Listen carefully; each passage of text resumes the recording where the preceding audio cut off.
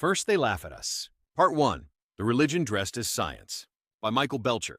I'm here to tell you that the single most important reason that we've been losing, the culture, the political battles, the ethics, is because you haven't yet learned to be laughed at and press on. Right now, the formula is simple. Their laughter equals our defeat.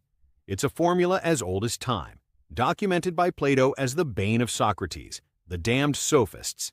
It isn't in their appeals to reason that they find victory. It's in their social signaling that you've committed a faux pas and you should be embarrassed. You are embarrassed by their laughter, so their laughter is their weapon.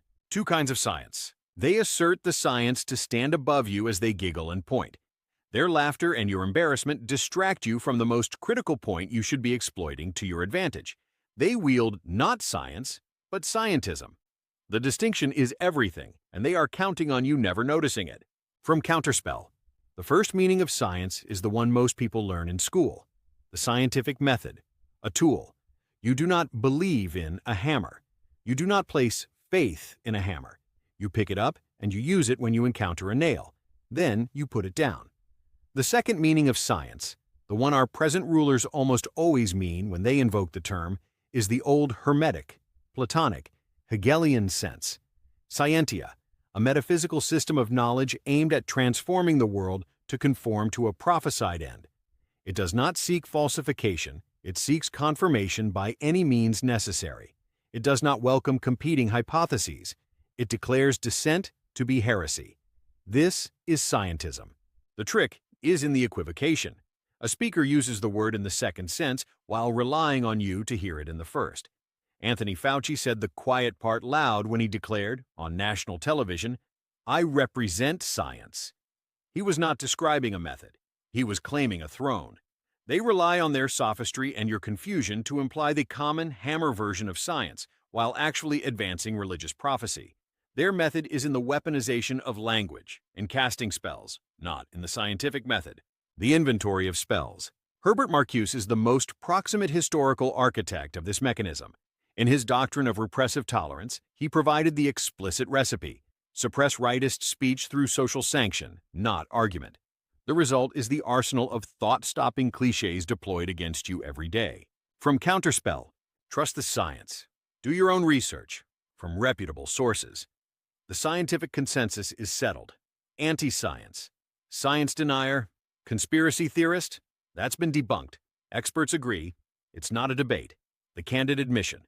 They will not argue with you. They will ostracize you instead. Each of these cliches is a small social weapon. Used once, it is nothing. Used 10,000 times, across every venue of public discourse, it installs a flinch reflex in the population. The flinch then does the work of the argument. The citizen silences himself not because he has been persuaded that his objection is wrong, but because he has learned that raising it will produce the flinch, and he would rather avoid the flinch than speak. This is not science. It is not argument. It is the liturgical enforcement mechanism of a faith system that cannot survive honest contact with competing claims. It is cancel culture as developed by explicit Marxists for the explicit purpose of the destruction of Western culture. And it wears a lab coat. The tactical reality. You aren't losing the argument in a sparring match where your attacks land on a real body of the enemy and are counted as points. You are losing the argument in the environment of that dream where you stand as a child before the class only to realize you are not dressed. The audience doesn't see you as being in a sparring match at all. They see you in the buff and as the butt of the joke. From Counterspell. You are not losing the public argument because your arguments are bad. You are losing because you have been maneuvered onto a battlefield where your arguments have been pre-classified as inadmissible before you ever open your mouth. The referee is not neutral. The playing field is tilted 90 degrees to the vertical, so every ball simply lands in your net by virtue of gravity. The ground has been laid to begin to see the battlefield for what it really is, and not for what you have been conditioned to see. Their religion is dressed as science. Their cliches are sacraments. Their mockery is not confidence. It is the reflex of a system that has no argument to make.